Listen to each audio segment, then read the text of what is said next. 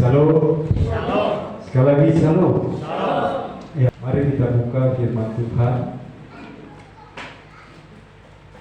Kita baca satu bagian ayat firman Tuhan di dalam 2 Timotius 3 ayat 16. Untuk menghormati firman Tuhan, saya undang kita bangkit berdiri. Kita baca bersama-sama. Bersama-sama kita baca dalam berikut. Di sana dikatakan, iman bertumbuh dalam penganiayaan dan dalam pembacaan kitab suci. Kita sama-sama, 1, 2, 3. Segala tulisan yang diilhamkan Allah memang bermanfaat untuk mengajar, untuk menyatakan kesalahan, untuk memperbaiki kelakuan, dan untuk mendidik orang dalam kebenaran. Amin. Silakan duduk.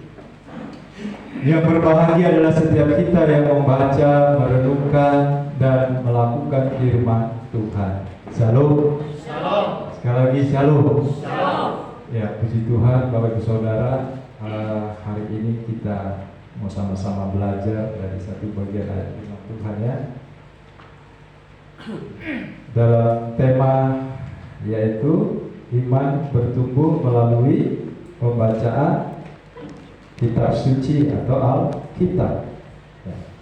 Bapak Saudara, yang dikatakan berbahagia adalah setiap kita yang membaca, merenungkan, dan melakukan firman Tuhan. Amin.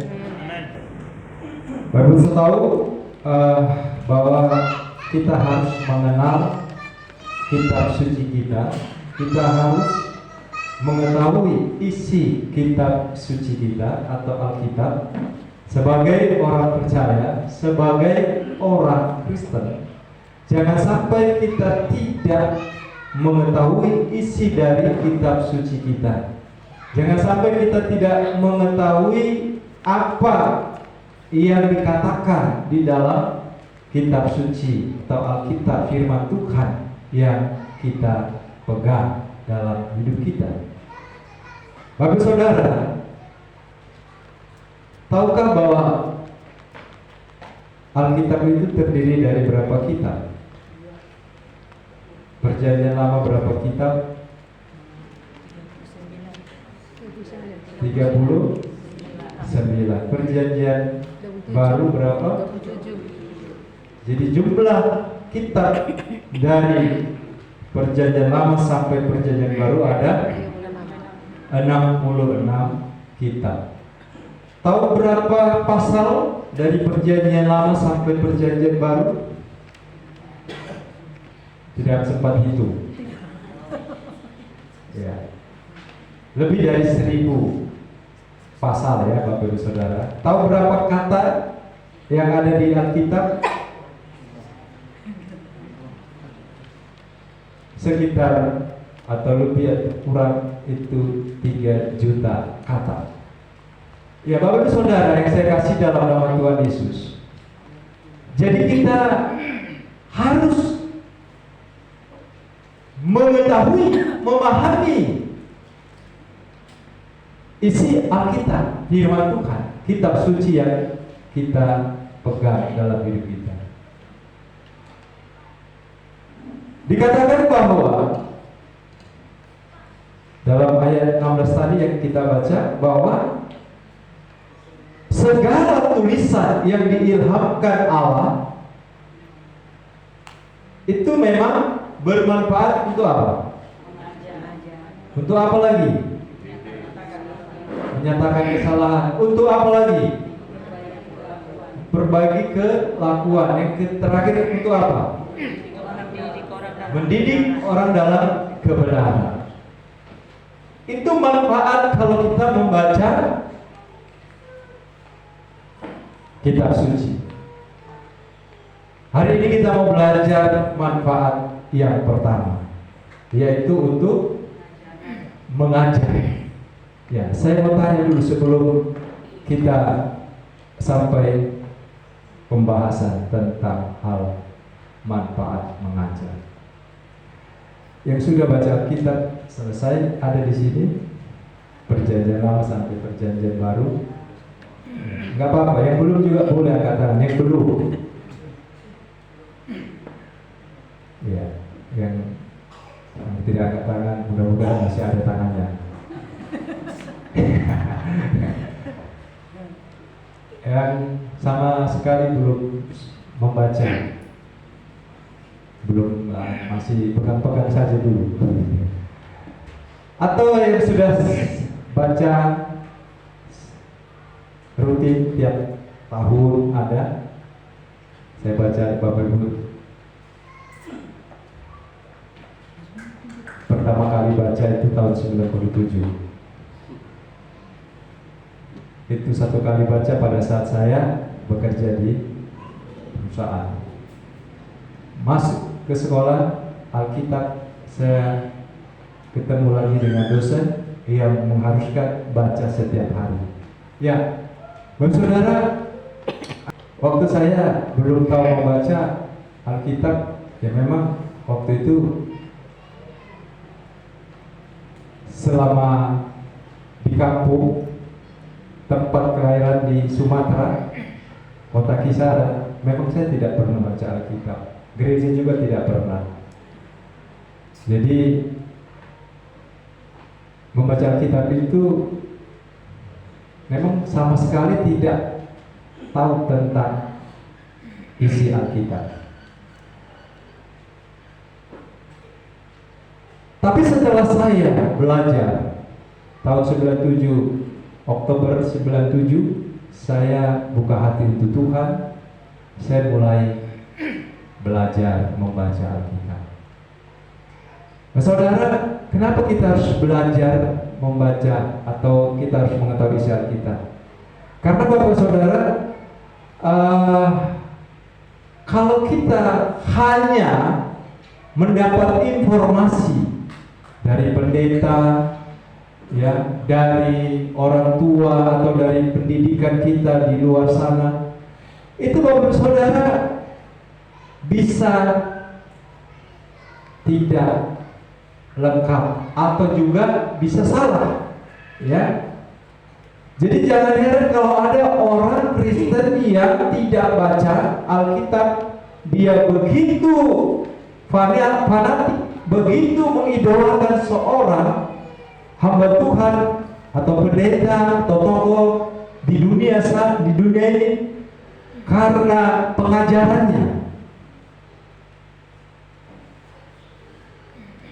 Tetapi ketika kita membaca Alkitab, maka kita mendapatkan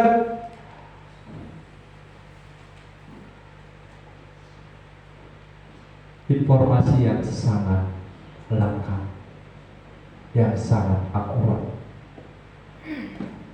Karena ketika kita hanya mendengarkan dari, bukan salah, bagus juga kita mendengarkan, mendapat bimbingan, ya. Tapi jangan sampai kita hanya mendapat informasi itu dari luar, sedangkan kita tidak membaca Alkitab kita sendiri. Karena ini Bapak Saudara ada hubungannya dengan Allah. Ketika kita baca Alkitab, kita secara pribadi, kita langsung kita mendengarkan apa kata firman Tuhan. Nah, jadi manfaatnya kalau kita membaca Alkitab Bapak Saudara, apalagi bacanya itu dia punya pembacaan Alkitab itu rutin, dia disiplin, begitu ya. Ya. Sekalipun ya di luar program kita baca Alkitab di grup, tetapi saya mau katakan kita harus baca Alkitab itu setiap hari. Amin. Baca Alkitab setiap hari karena itu akan sangat bermanfaat sekali. Hal yang pertama yaitu manfaatnya apa? Mengajar. Nah, mengajar tentu banyak hal yang diajarkan Bapak Ibu Saudara. Yang pertama itu biasa contohnya, ya, saya hanya beberapa contoh. Mengajar kita untuk mengetahui bahwa keselamatan itu hanya di dalam Yesus Kristus. Kalau kita membaca Alkitab, maka kita punya suatu pemahaman, pengertian yang benar, yang kuat, yang kokoh, bahwa hanya di dalam Yesus kita diselamatkan. Keselamatan hanya di dalam Yesus. Kenapa kita diingatkan? Misalnya dalam Kisah 4 ayat 12, ya kan? Bahwa di bawah kolong langit ini tidak ada nama lain yang menyelamatkan selain di dalam nama Tuhan Yesus. Nah, Yesus juga katakan bahwa akulah jalan dan kebenaran dan hidup. Tidak ada pun seorang yang datang kepada Bapa tanpa melalui aku.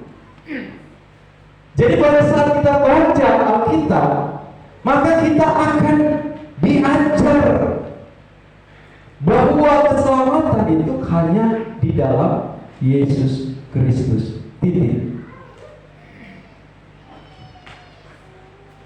Jadi kalau ada pengajaran di luar sana bahwa jikalau kamu tidak bisa bahasa roh, kamu tidak selamat. Ada begitu. Tidak bisa dia bahasa roh. Lalu datang seorang pengajar mengatakan kamu tidak selamat atau tidak masuk surga karena kamu tidak bisa bahasa roh. Lalu ketika kita tidak membaca Alkitab, kita tidak punya pemahaman pengertian yang akurat, yang baik, yang benar, kita akan terpengaruh. Wah, saya nggak bisa bahasa roh, berarti saya tidak masuk surga,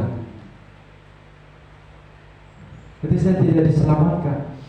Hanya orang-orang yang bahasa roh yang bisa masuk surga.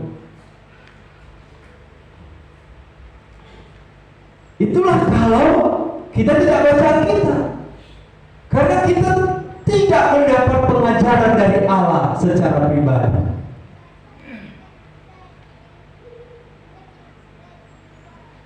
Saudara, kenapa ada banyak orang Kristen meninggalkan imannya?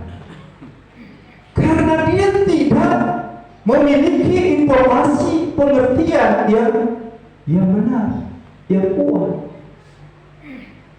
Kalau ada orang di luar sana mengajarkan, ya walaupun sekalipun dia seorang pendeta, seorang tokoh Alkitab di luar sana yang dia raih pendidikannya di bangku sekolah sampai S1, S2, S3 dan lain sebagainya, tetapi kalau kita tidak membaca Alkitab secara pribadi, disiplin, kita bisa terpengaruh.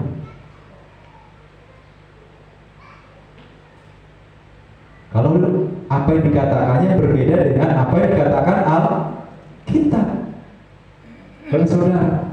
Makanya penting Bapak Saudara untuk kita membaca Alkitab supaya jangan ada orang begitu gampang, begitu mudah mengatakan saya seorang pendeta, saya seorang hamba Tuhan.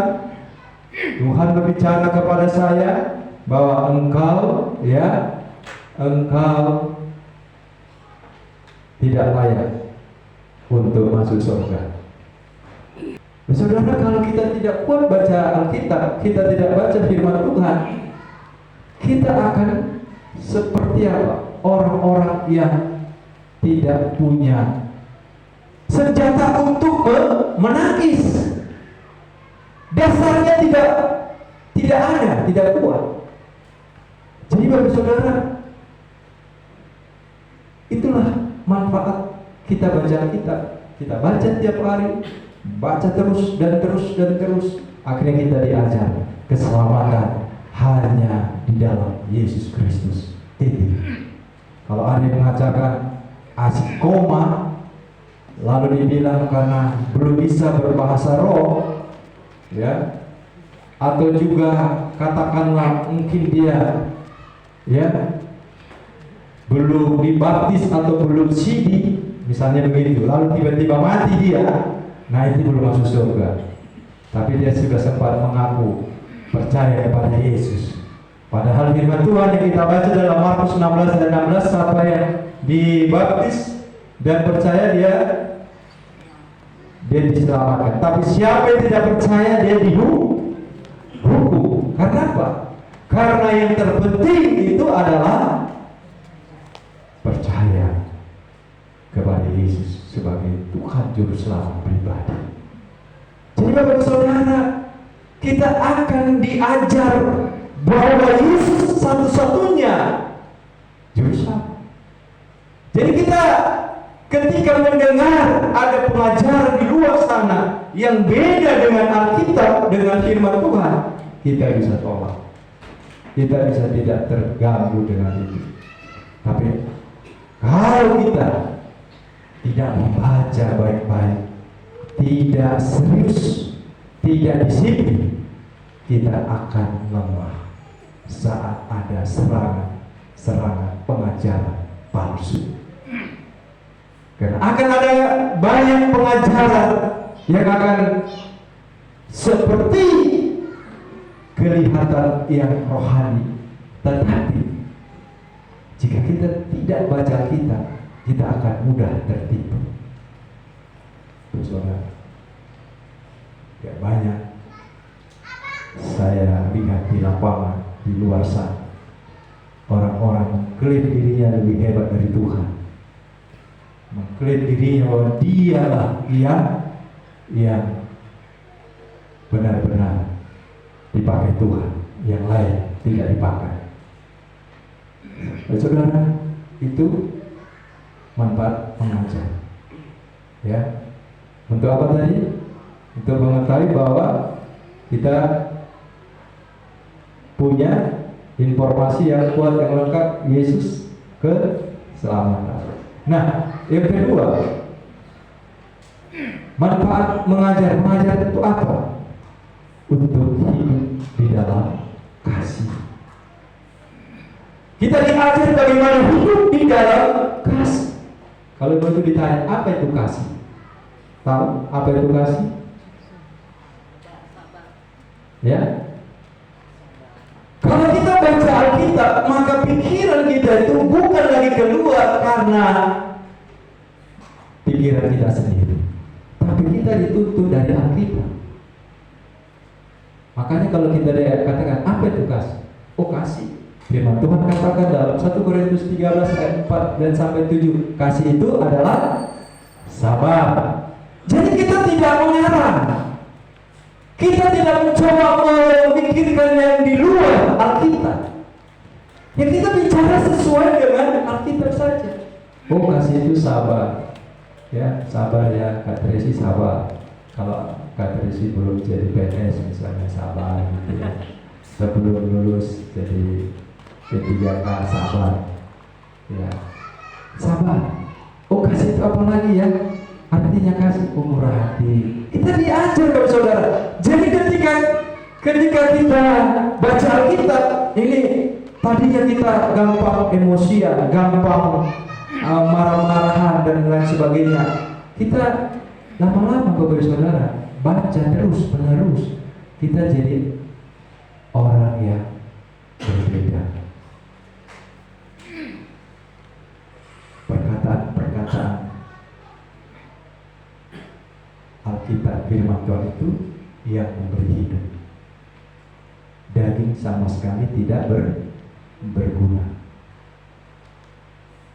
Jadi waktu kita baca, itu perkataan firman Tuhan hidup. Dia mengubah pikiran karakter kita menjadi seperti pikiran Tuhan. Jadi orang kalau baca firman Tuhan tiap hari, dia merenungkan, tekun, disiplin, saudara, dia akan tahu bagaimana hidup dalam kasih. Dia akan mengerti kasih itu tidak mementingkan diri sendiri. Dari situlah nampak imannya bertumbuh.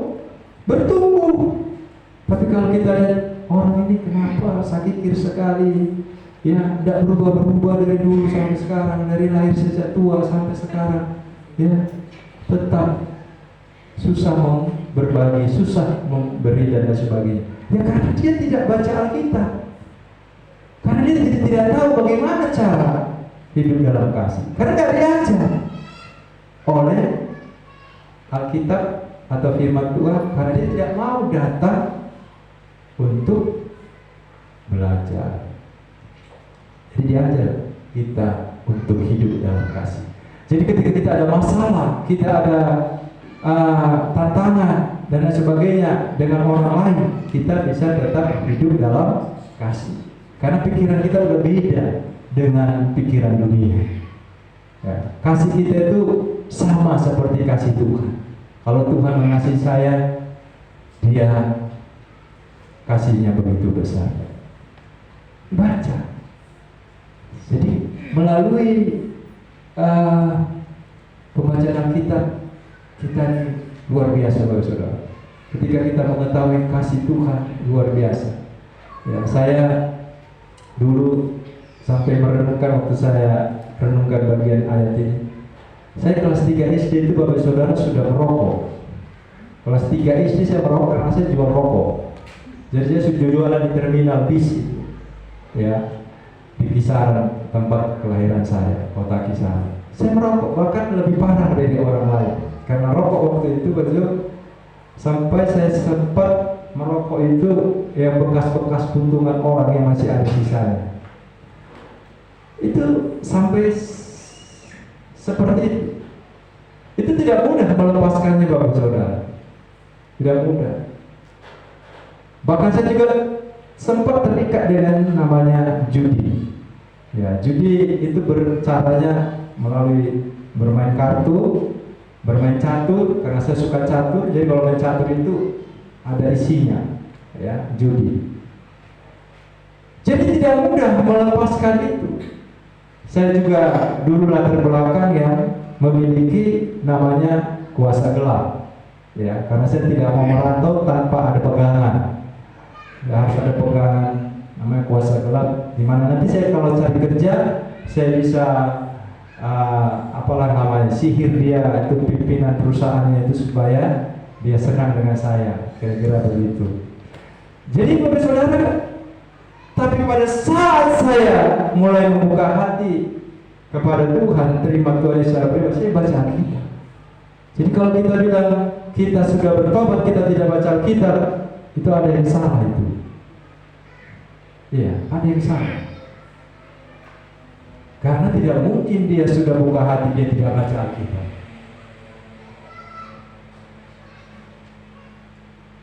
Jadi harus baca. Kalau tidak dibaca, maka kita tidak tahu ini kita mau buat apa ya, sudah bertobat. Kan begitu. Kalau saya tidak baca Alkitab, saya tidak tahu apa yang mau saya kerjakan. Tuhan mau buat apa dengan saya? Oh, Tuhan bilang, lepaskan itu semua yang kau pegang, yang kebiasaan-kebiasaan yang tidak baik. Kalau dulu saya juga orang-orang yang suka berkelahi, Bapak Ibu Saudara. Jadi adu fisik. Jadi itu bisa dilepaskan. Ada pertumbuhan iman melalui pembacaan Alkitab. Karena kalau kita baca Alkitab ini, Bapak Saudara, memang awal-awalnya itu kita lebih banyak tidurnya daripada bacanya. Ya. Tapi jangan sampai putus asa membaca Alkitab, ya. Kalau Bapak Ibu Saudara mau baca Alkitab, minta Tuhan kasih kekuatan. Ya, jangan tunggu orang bilang, "Lu sudah baca Alkitab, bacalah." Gitu. Nanti tidak kuat dasarnya. Dasar yang kuat baca Alkitab dari diri sendiri. Jangan lihat orang lain. Ya. Kalau kita di grup itu sebatas untuk motivasi saja. Ya.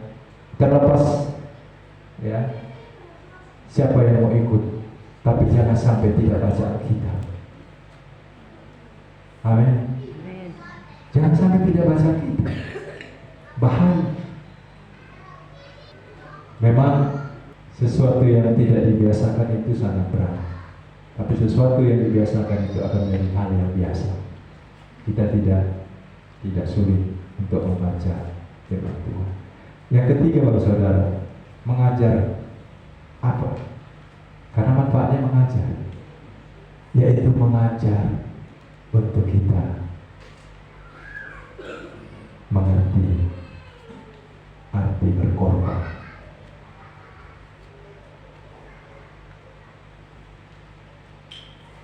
Ketika kita tahu belajar berkorban, itu tandanya orang bertumbuh imannya.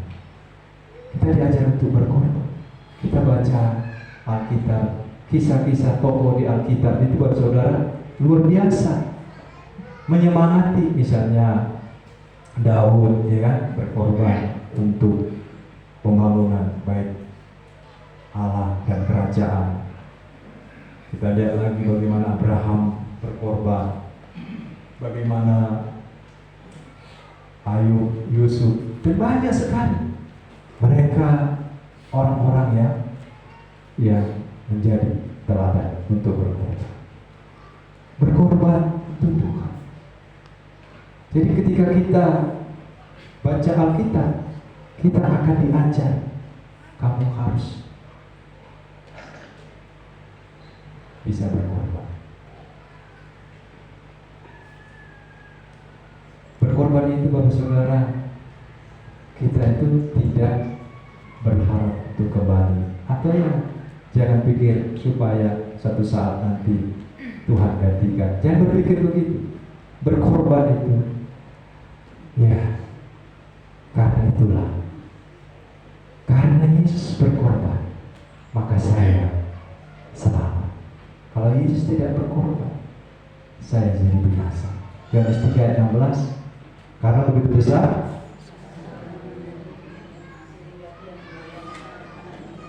kasih Allah pada dunia. Coba kita sama-sama, ini pasti hafal. 1, 2, 3. Karena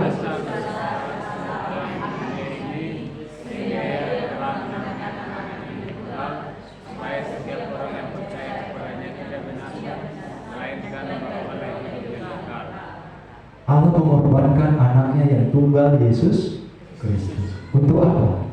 Supaya setiap orang yang percaya kepadanya tidak binasa. Saudara, kita jangan takut berkorban. Jadi orang yang bertumbuh imannya itu, dia itu dilihat bahwa dia bisa berkorban untuk Tuhan. Jadi dengan Tuhan, ya, apa yang gak bisa kita kasih buat Tuhan? Coba. Kalau Tuhan minta nyawa, dikasih gak kira-kira? Masih mikir dulu, tunggu dulu. Nyawa apa ini? Nyawa ayam kah atau nyawa? Kalau Tuhan minta nyawa kita kasih atau bagaimana? Kasih ya? Serius ya? Tuhan kasih.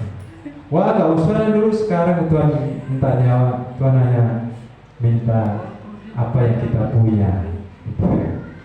Apa yang kita punya, ya. Tuhan minta HP kita untuk Natal, belum cukup dana. Tuhan minta HP kita nih. Tuhan kan mengerti saya. HP saya banyak hal-hal yang penting. Ya. Saudara, kita orang yang bertumbuh imannya itu akan selalu mengalir hidupnya untuk Tuhan. Ya. Gimana waktu Yesus disalib, pikir dulu gitu, turun gak ya? Turun gak kira-kira? Kalau gue lihat itu dosanya itu hina saya kemarin itu, yang satu itu.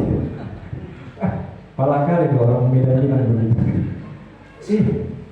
Padahal udah di atas saya kaisar gitu, kan bisa gak turun? Bisa aja kan? Gak jadi. Semuanya pada jahat semua gitu kan. Tapi dia tulus mengorbankan diri karena kasih. Saya ingin itu yang olok-olok saya, yang meludahin saya itu masuk surga, kan gitu kan?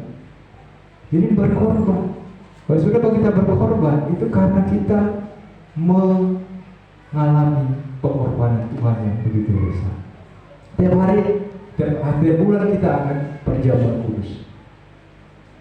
Bukan rutinitas, tetapi mengingat pengorbanan Tuhan. Tiap hari kita ingat pengorbanan Tuhan, maka kita akan menunjukkan pertumbuhan iman kita semakin indah.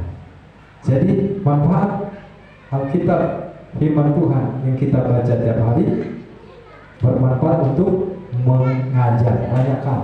Saya ambil 3 tadi. Apa yang pertama? Mengajar kita untuk melihat, memahami hanya Yesus, ya, keselamatan di dalam dunia ini. Yang kedua apa tadi? Mengajar kita untuk hidup dalam kasih Kristus, hidup dalam kasih. Kita diajar untuk hidup dalam kasih. Satu dengan lain jangan lagi saling membenci, ya. Dan yang berikut tadi apa?